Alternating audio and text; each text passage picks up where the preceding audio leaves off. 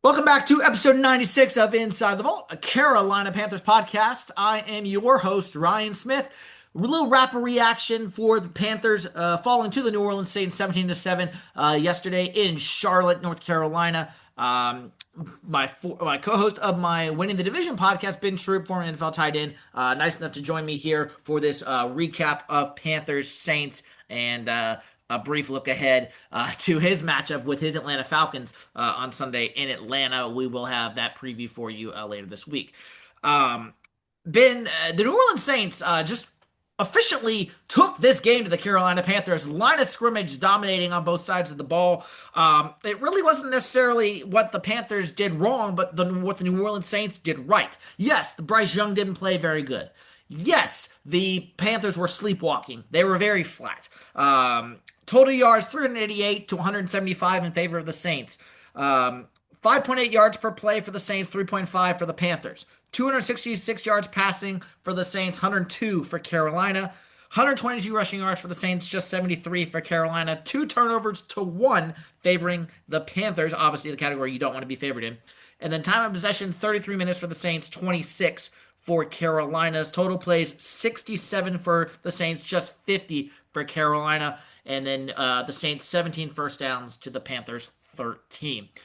We talked a little bit on winning the division about this game, but as I said earlier, the line of scrimmage is really what I think won this game for the New Orleans Saints. A couple players after the game and today talking about how the lack of execution in this game and really the practices throughout the week were not sharp. A couple players arrived on Sunday and said they just felt that something was off on Sunday morning. Canales called out the team for multiple weeks this week of practice not being sharp, not being focused, and clearly that turned over into the game on Sunday, in a game that they should have won and should not be losing to a Saints team that is clearly tanking, trying to get the number one overall pick. And it's just not a good day for the Carolina Panthers at the office, squandering a chance to get to 6-4, and they're now at 5-5 and 500, heading into next week's pivotal matchup in the Mercedes-Benz for the Atlanta Falcons, who you know a lot about, which we'll get there in a little bit. But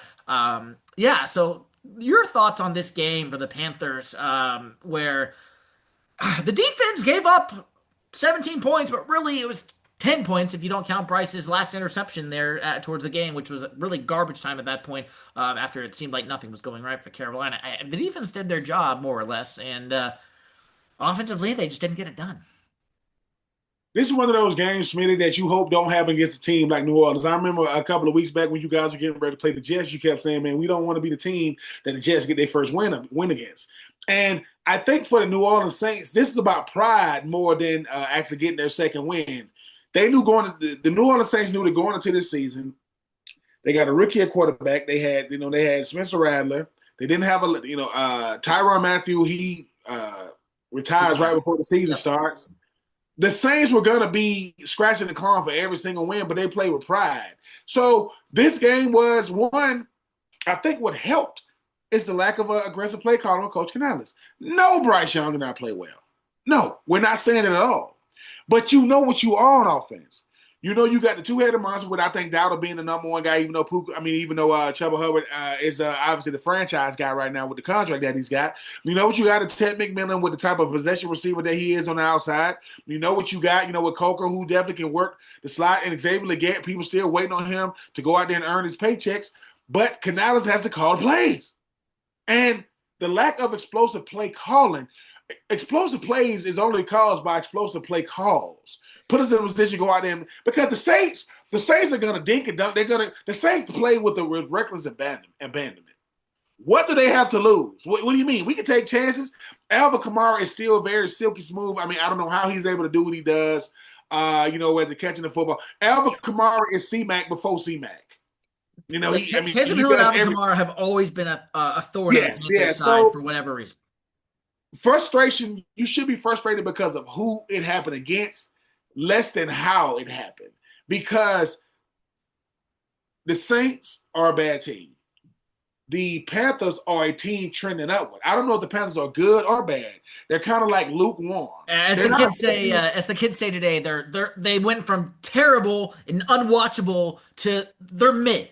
They're mid. Yeah, very mid, very mid. I mean, if I had to compare the Panthers to a meal, I would compare it to a meal. It's like, you know how you say, either somebody say a meal is good or they'll say it's not bad. The Panthers are not bad, right? Because they're 5-5. So this is the turning point, though. It could have went a lot worse, but you got some key victories. I mean, you dominated my Falcons, but you get a chance to play them again in Atlanta. You talking about what you did against Green Bay. You talk about what you did against the Dallas Cowboys. But I think that's what it is, though, Smitty. You being, a content creator for the Panthers, analyst for the Panthers, also a fan. You got to be saying to yourself, dude, who are they? Not just correct. Not just who is Bryce Young. Who are the Panthers? Because Derek Brown is a defensive player of the year candidate the way he's playing. J.C. Horn is a top 5 corner when he's not falling down. You can't fall down, J.C. Right. That's really the reason why both of their touchdowns were scored. One, J.C. Horn just slipped, and then the other one, he looked at the ref and said, "Is that not OPI on Chris Olave?" And they didn't call it, obviously, but and obviously you're not going to get every call. The refs aren't going to always, even the very obvious ones. But yeah, I mean, J.C. Horn, top 5 corner in the league, in my opinion. Derek Brown playing like an All-Pro this year, and really, he's an All-Pro in the Panthers' eyes. Every year, it seems like he's been here, except for last year, when he missed all of last season. But yeah, I mean, this Panthers team, and so, and for the listeners who may not listen to Winning the Division, which you definitely should, but for those who are just here about Panther content, something I said in the last when we just recorded Winning the Division earlier before we came on here. You mentioned it. The downfield passing game is something that Panther fans are very concerned about with Bryce Young. Talk a little bit about what you said on Winning the Division tonight about the vertical passing game. Everyone's concerned that, does Bryce not trust Canales' play calling? Does Canales not trust Bryce in his, as some people say, noodle arm to get it down there? What is it? A little both? I mean, I talked to one of my PFF buddies today. He will remain nameless, but he essentially said, and I quote, Bryce has not been good all year against zone coverage, deep shots being taken away. He has made a living chucking it downfield versus man coverage late last year. Teams not giving him the same opportunities, and deep ball variance is always a thing. He has not been able to consistently do it. His execution has not been good all year, but Canales has got to be able to tweak things by week 10. Run game has been excellent, but more answers in a game like this one where the box is stacked. I mean, that's really it. And you mentioned T-Mac not being a speed receiver. I think Jimmy Horn should be getting more reps than what he just on jet sweeps. Let's see him more down the field. Xavier Get, like you said, people were waiting on him to get his paycheck. And Jalen Coker needs to be involved more in the wide receiver position, in my opinion. I want to say it's a blend of both. Coach Canales not calling explosive plays to even push the ball down the field. Bryce Young not willing to push the ball down the field, but really not having the personnel to do it. Who's going to be the guy you push it? Ted McMillan, you can push it down the field if he has one-on-one coverage. You're not going to throw it in a double coverage. So, right. And if it is one-on-one with Ted, we talk about him winning a 50-50 ball. Xavier Leggett supposed to be your over-the-top dude, but he's about as inconsistent as a receiver has been since getting drafted. Right. He's been in and out of lineup, dealing with different nagging injuries. But what you lack in personnel is what you scheme up in play calling. You Correct. Scheme it up. Yeah. Like, Smitty, sometimes, okay, I always like to break it down to if we're doing flag football, and I hate to compare flag football to NFL football. Sure. And just say we're going up against a team that they might be better, aesthetically than us. Sure. Look, we're you mid-30s, I'm early 40s. We're going up against a bunch of 20-something-year-olds. What are we going to do? We're going to find best matchup. First of all, we're going to find it. All right, we've identified best matchup. Then we're going to say, all right, Smitty, what do you like? It's not that – because it does – see, here's the thing again. You're trying to make these – Smitty, go back to 2024 when you were telling me about your defense. You were saying, well, dude, we might not have the personnel for 3-4. Like, it ain't the players, it's the scheme.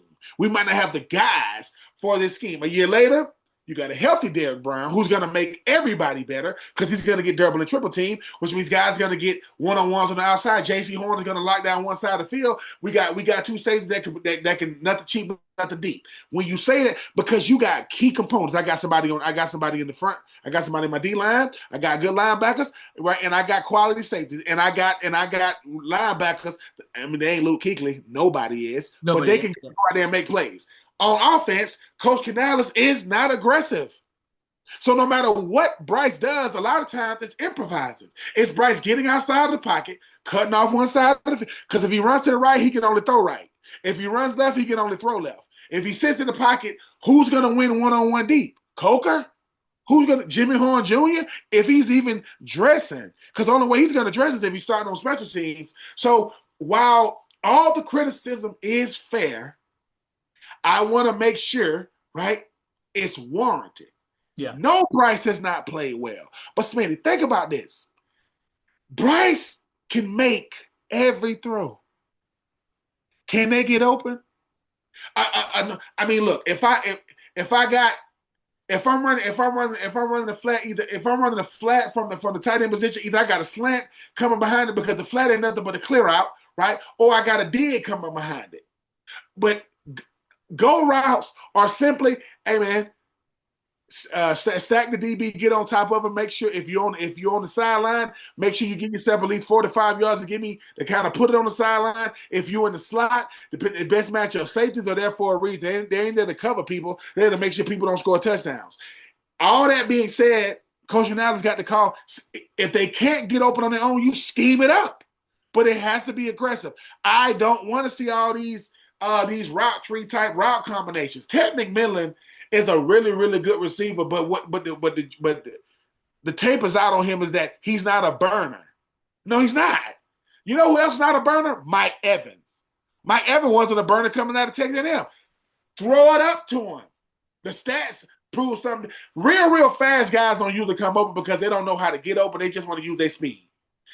The best receivers you've ever seen come through the NFL, not named Terrell Owens and not named Randy Moss because they was burners. These guys were 4-5 guys.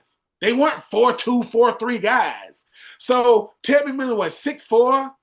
Throw it up to him because it's so easy to criticize Bryce after a loss when it didn't go well. Got it. What about go ahead. But what about when it does go well? What about this time last year, y'all coming down the goal line and he makes a nice throw to Xavier again, he drops it. You're like, dude. So he makes some electric throws, and Bryce Young understands. I am the quarterback, so I get the blame. The head coach gets the blame, and the quarterback gets the blame. That's what he said. I really think it's I think it's just he's been so and I'm speaking for I think a lot of Panther fans. I think he's just been so inconsistent. It's like, what Bryce are we going to get every year down the road? Is it 2024 at last 8 games of the year, Bryce? Is it 2023, Bryce? Is it / first 2 games before the benching of last year? Or is it this 2025 version we've seen flashes of 2023 in the pre-bench Bryce, and we've also seen some 2024 last 8 games Bryce. Yeah. What are we going to get? You are 100% right. But here's the thing, Smitty. We keep saying this. I asked you earlier this morning. I said, where would you rank? I said, what would you rank? Bryce, you said 30.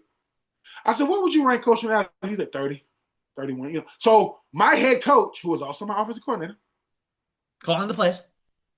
So he's ranked 30 as a coach. He's ranked 30 in play caller. I'm ranked 30. So that's where we are. Now, are we the 30th ranked team? No. We 5-5. We're middle of the road. There are a bunch of teams who would love to be at 500 right now. Would love to be at 500 right now with 7 games to go.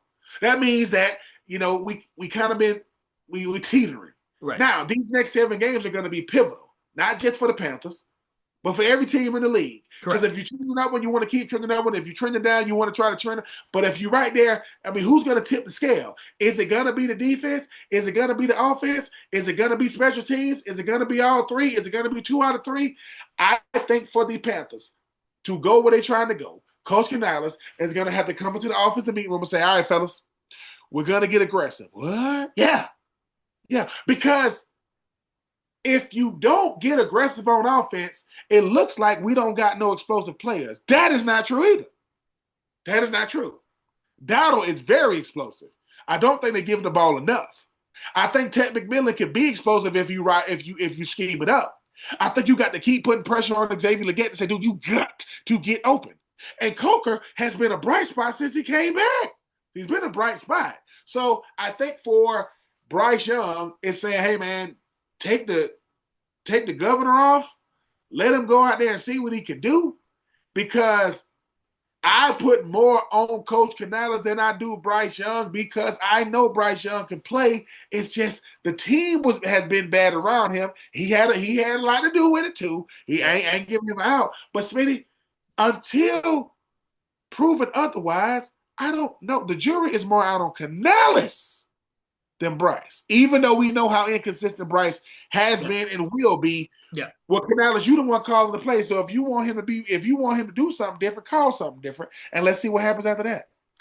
And then the whole thing with the practices that turned over into the game this week. J.C. Sanders, tight end, Ike Ekwonu, offensive tackle.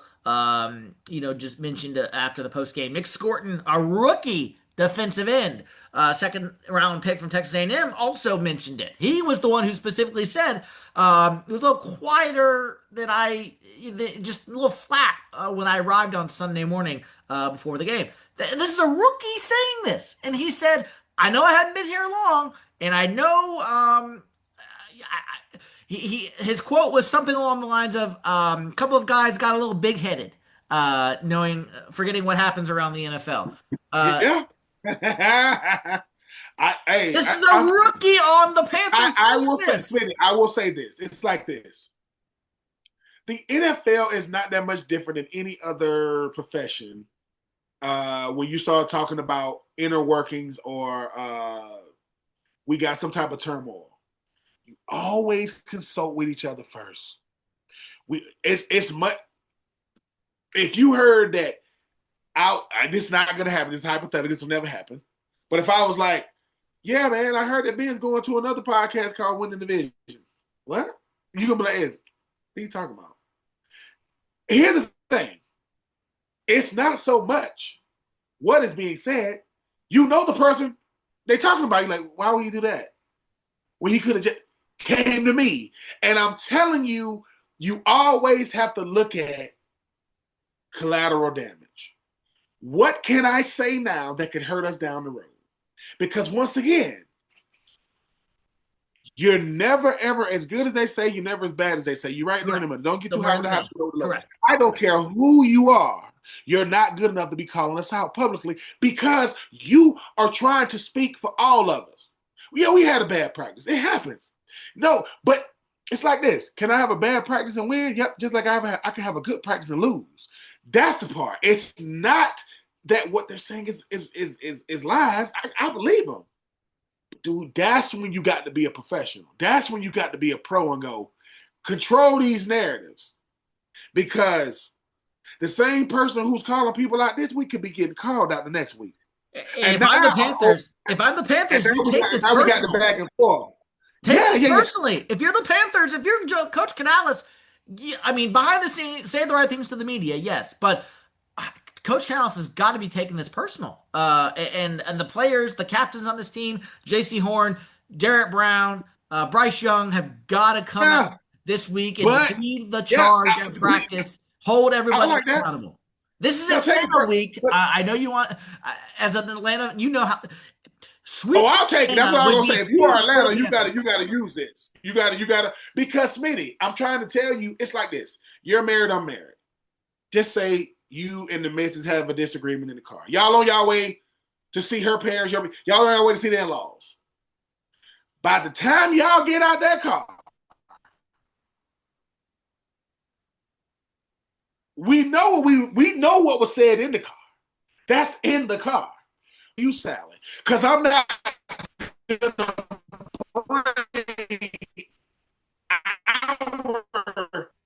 in work is our personal. If you're going to see your parents, they might be like, what are you and the missus doing? Then you got to defend her and you. No. we can finish this later. Right now, and I think that's all I'm saying. That's the hard part when you're frustrated. That's why you don't want to make decisions when you're frustrated. You don't want to make hard decisions when you're frustrated, and you definitely don't want a mic in your face. That's when you got to breathe. And guess what? As a pro, you can do this. Hold on for a second, y'all. Just give me 1 minute. Let me get my thoughts together. You are allowed to say that, but Smitty, when you answering stuff that we didn't even ask you, because look at those reporters perk up. Because guess what? If Smitty, me and you on the Panthers. They asking me something, and I'm talking about the bad practice. They come over there and try to confirm that with you. Yep. Hey, Smitty, Ben says, you guys, and then you already said it. So then, if you say, well, I don't think we had a bad practice, now it's, you trying to say the way so now they pitting us against each other. All I'm saying is, part of being a pro is how you control narratives. That's part of it. Some people don't know how to do it. Some people do. But I think it'll be fine. Hopefully the Falcons can use it as fuel because, good God, you talk about two teams with the Falcons and the Panthers. Briefly, let's get into this really quick. Moving from the Saints to Atlanta versus Carolina on Sunday. I'll have a preview pod out later this week. But just closing thoughts here, as you are a Falcons fan. Panthers beat the Falcons 30-0 back in week number 3. Week 2 actually. Week 3. I'm right. Week 3. Because that was the first win after starting 0-2. Yes, week 3. 30-0. And return game down in Atlanta. First time the Panthers have been to Atlanta since the January overtime victory back in 2020, earlier this year, to end the year. Obviously, we know 44-38 in overtime where Bryce Young and the Steph Curry touchdown turnaround. We all know. Falcons are going to be hyped about this game due to the last time they played the Panthers in Atlanta, and obviously how that went, and how the game in Charlotte went earlier this year. This is a must-win game for the Carolina. Obviously, for Atlanta, this is also a must-win game because if Atlanta loses this game, their playoff hopes are basically on life support if they weren't already. Your gut feeling on this game, is this going to be a shootout? Is this going to be a low-scoring barn burner? Is this going to be somewhere in the middle? Initial thoughts on this game Sunday? This game is going to come down to two things to me. Three things. Can Atlanta feature Bijan Robinson? Can they feature him? And whatever that means to them, feature him. In the run game, in the pass game, in the screen game, whatever. Can they feature Kyle Pitts? Can they feature him? Can they find ways to scheme him up? And I don't mean him being a single receiver on the backside. I am so sick of seeing Kyle Pitts on the single receiver side of the back. He's not going to get open on no cornerbacks, right? And number 3, which I think is the easy thing. Can this defense get after Bryce Young? Because if they can't, I think Bryce Young wins. You know why? I just told you the only thing that leads to confidence is evidence. Why wouldn't Bryce Young be confident against the Falcons? He's done pretty dang well outside of. That's what I'm. So if you are Bryce looks at Atlanta like this. Hey man, I need a get right game. Who we got next? Oh yeah, in Atlanta in the dome. Good. Oh man. I'm telling you, if Bryce plays with confidence, if Coach Canales plays aggressive with confidence, and Bryce plays with confidence, and this D line can't get after him, I like Jesse Bates and them, AJ Terrell and Jesse Bates, they're big names, and sometimes they got a big game. It's never easy. Was missing from Charlotte earlier this year when they did play the first game. So they will have AJ Terrell back. So yeah, I do think it's gonna be high scoring. I do think Drake London has really come into his own. Like he's a guy that I was so wrong about coming out of SC. He is the best player on offense is Bijan Robinson. He's the best player on the team. Drake London might be number 2 with what he provides from an athletic standpoint, from a physical standpoint, and from a consistent standpoint. He's very, very consistent. He's very, very physical, right? And he knows how to go out there and get it done. But featuring Bijan, featuring Kyle Pitts, and getting at the Bryce. Because if they can't do at least 2 of the 3, I'd rather feature Bijan and get out the Bryce because Kyle Pitts, it's hit or miss when it comes to him. I used to think it was because of the scheme, but it might just be him at this point. I don't know. But I think it's going to be a good game because I think the most underrated rivalry in the NFC, definitely in the NFC South, is Panthers at Falcons. People that don't know, shame on them, but it's a really, really good rivalry that doesn't get enough love. Yeah, Panthers sweeping the Falcons this year would be very big for the city of Charlotte, for the morale of this team. Obviously, in Atlanta, they take that personally as well. So yeah, it'll be a great game on Sunday in Mercedes-Benz Stadium. Panthers Falcons on Sunday. This has been Inside the Vault, episode number 96, Panthers Saints recap, and a quick look ahead to Panthers Falcons for my co-host of Winning the Division, former NFL tight end Ben Troupe. Thank you so much for joining me today, sir. This is Ryan Smith here on Inside the Vault, Carolina Panthers podcast. Rate, review, and subscribe. We will see you next time.